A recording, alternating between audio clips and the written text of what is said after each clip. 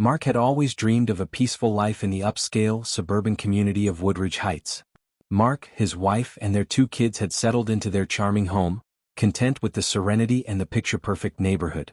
But the peace they had found was about to be disrupted by a force far more powerful than they could have anticipated. Karen Whitaker, the president of the Homeowners Association, HOA. Karen was a fixture in the community, known not for her kindness, but for her unyielding control over every rule and regulation. She wasn't just the HOA president, she was its tyrant. No lawn could be a shade too dark, no tree a foot too tall, and no visitor could stay unapproved, and that's exactly the problem. Karen had made it her personal mission to enforce every possible rule, especially the ones that were conveniently made up as she went along. Everything was fine until one weekend when Mark's mother Diane arrived for a surprise visit. At 72, she had never seen Mark's new home and had eagerly come to spend some quality time with her son. A retired teacher, she was full of warmth, sharp wit, and an unwavering protective instinct for her family. Mark was overjoyed to have her visiting. But Karen had other plans. The moment Karen noticed Diane's car parked in the driveway, her eyes narrowed. Without even bothering to greet her, Karen's mind immediately started ticking, and before long she would find an excuse to make Diane feel like she didn't belong. The next morning, as Mark left early for work, the neighborhood felt unusually calm.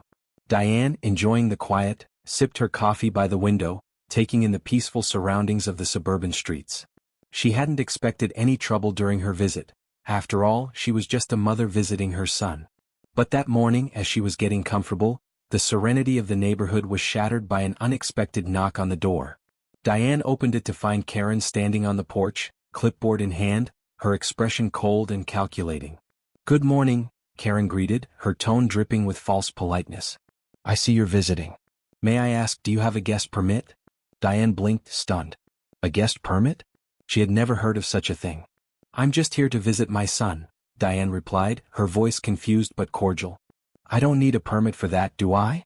Karen's smile faltered, but she quickly recovered. "Oh, I'm afraid you do," she said, flipping a page on her clipboard dramatically. "All overnight guests are required to have a formal HOA guest permit, signed by the board. It's a security measure, of course, especially with recent events in the neighborhood." Diane raised an eyebrow, sensing something off in Karen's delivery. "I've never heard of this," Diane said cautiously, trying to maintain composure. Karen's lips curled into a smirk. "It's a safety protocol. I'm sure you understand," she said, her voice taking on a patronizing edge. "You wouldn't want any unsavory characters lurking around, would you? We simply can't be too careful these days." Diane felt the implication in Karen's words, the subtle hint that her presence was somehow suspicious.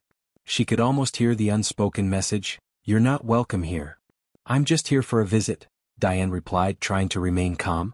"I don't need any permits to spend time with my son." Karen, undeterred, pressed on. "If your name isn't on the guest list, I'll have to issue a fine," she declared, her finger pointing at the blank section on her clipboard. $1,500. Diane's jaw dropped. $1,500? She echoed, disbelief and anger rising within her. "For what?" "For visiting my own son." Karen remained calm, her eyes cold. "You can call it whatever you like. The rules are the rules. You'll need to pay the fine." Diane's frustration boiled over as Karen turned on her heel and walked away, leaving Diane standing there, speechless and infuriated. The absurdity of it all hit Diane like a punch to the gut. This was no longer about a guest permit, it was about control. It was about a power-hungry HOA president using her authority to intimidate people she considered beneath her. Later that evening, when Mark returned home, he found his mother upset, her frustration evident.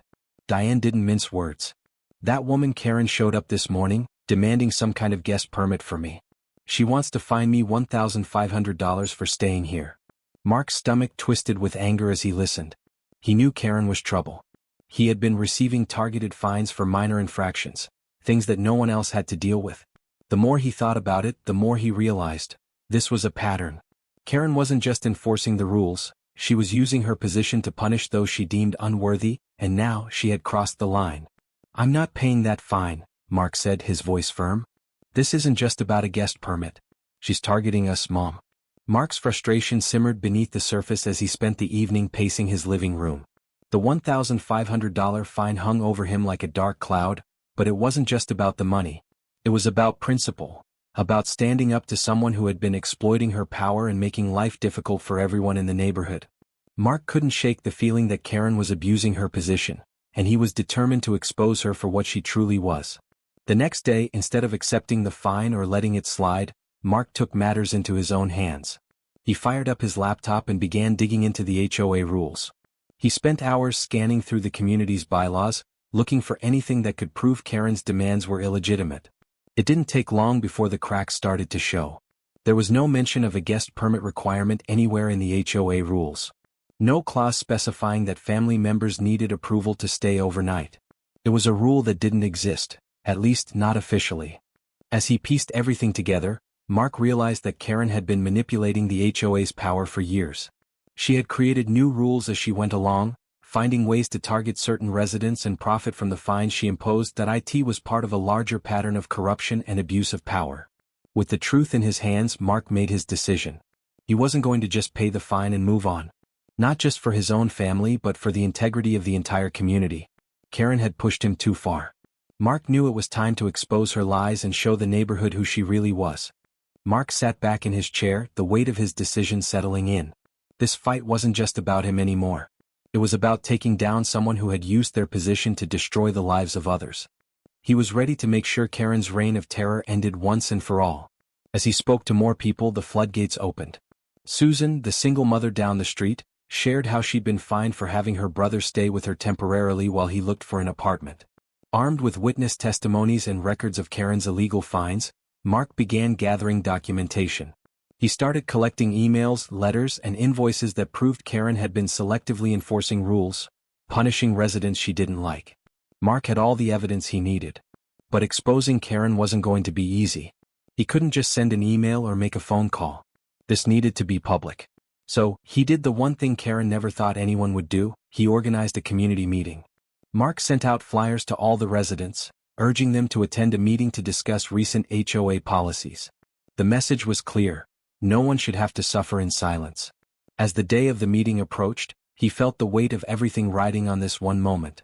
If the community could see the evidence, hear the testimonies from their own neighbors, there was no way Karen could maintain her hold over them.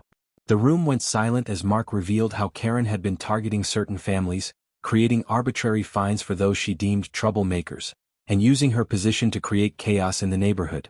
The residents were shocked, some in disbelief, others in anger.